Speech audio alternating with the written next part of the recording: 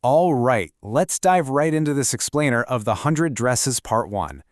This is one of those profoundly moving stories that really forces us to look in the mirror and examine the everyday social dynamics happening right in front of us. It's a narrative all about empathy, the bystander effect, and honestly, the hidden depths of the people around us who we might otherwise just completely ignore or misunderstand. Right off the bat, the text hooks us with a pretty heavy question. How do we actually judge the people around us? Are we just looking at their money, their wealth, and the things they own? Or is there something of a much deeper, more enduring value to look for in a person? It's a question that really sets the stage for what we're talking about today, challenging us to look way past surface-level wealth, or, the lack of it, to truly see someone's worth. Part 1. Historical context of immigration. So to really grasp why our main character feels so incredibly isolated in her American classroom, we kind of have to ground this story in real-world history. The very first Polish immigrants actually arrived in America way back in 1608, but the massive wave, that happened in the early 20th century, when over 1 million Poles migrated to the US. Now, what makes this fascinating and really tough for those immigrants is that the Polish state didn't even exist at that time. People were identified purely by their country of origin. You were a Russian Pole, a German Pole, or an Austrian Pole, rather than by your actual ethnicity.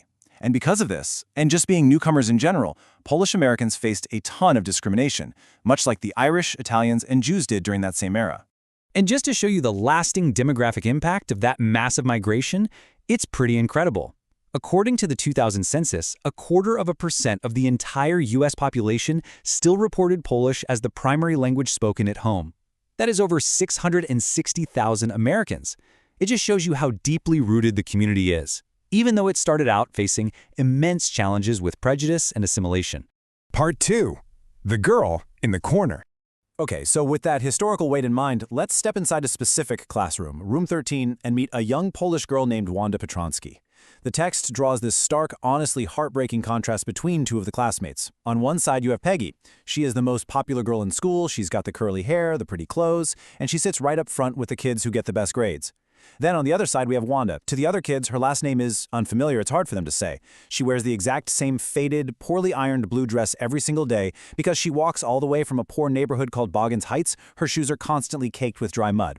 And because of all this, she sits completely alone in the very back corner of the room. It's the noisy corner, where the rough boys sit, where feet are always scuffling, and where there is just the most dirt on the floor.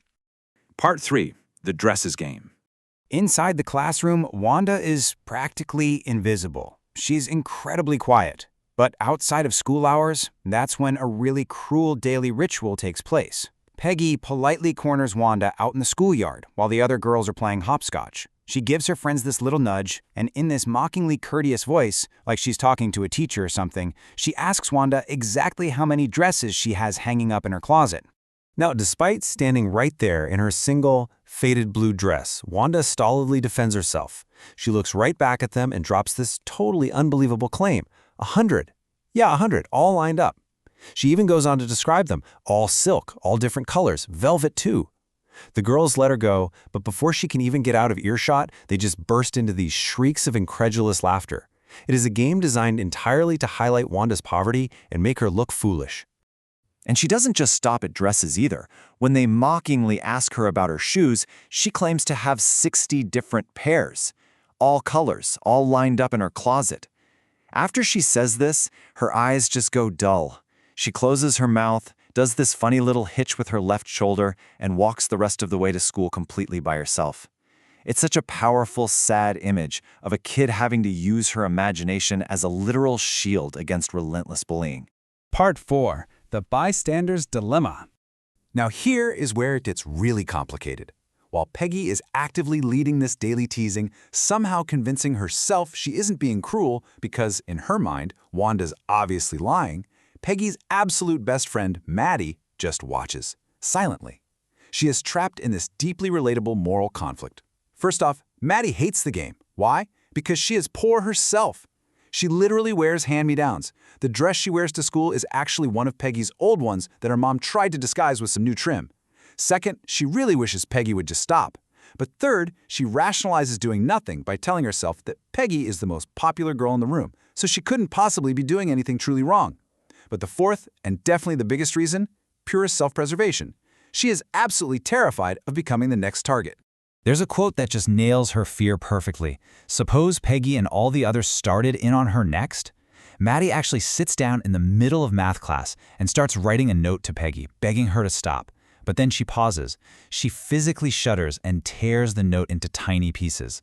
In her head, she vividly pictures herself standing in that exact same spot in the schoolyard, being interrogated about where she got the hand-me-down dress she's wearing. Ultimately, her fear completely overrides her empathy. Part 5. The 100 Dresses Revealed. So, the tension in the classroom finally snaps the very next day. It's drizzling outside, and it's time to announce the winner of the class drawing contests. Now, everyone naturally assumes Peggy is going to win the girls' dress drawing contest because she can copy any magazine picture perfectly. But the second Maddie and Peggy walk into that classroom, they stop dead in their tracks and just gasp. Spread out everywhere, on every ledge, every windowsill, are these dazzling colors and brilliant, lavish designs, all drawn on great sheets of wrapping paper. The whole class is just murmuring in admiration. Even the boys are whistling. There are exactly 100 beautiful dress designs lined up across the room. Once everyone is settled, the teacher, Miss Mason, addresses the stunned room.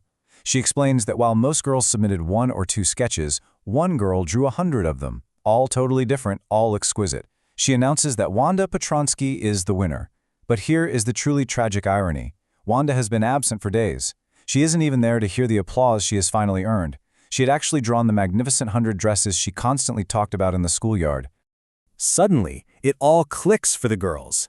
Maddie leans over and whispers to Peggy, pointing out this specific pale blue dress with colored trimmings, the exact one Wanda had described to them outside. Peggy points out the brilliant jungle green one with the red sash. They're just gazing in awe, finally realizing that Wanda wasn't lying to them at all. She was just describing her art. And that brings us right back to where we started this explainer, with a question that really lingers long after the story is over. What are the everyday consequences of our passive silences, like Maddie's, and our superficial judgments, like Peggy's? It leaves you wondering, how many brilliant, incredibly creative minds do we isolate, simply because we judge them by their unfamiliar names, the faded clothes they wear, or the dry mud on their shoes? It's a powerful reminder to look a little closer, and most importantly, to speak up.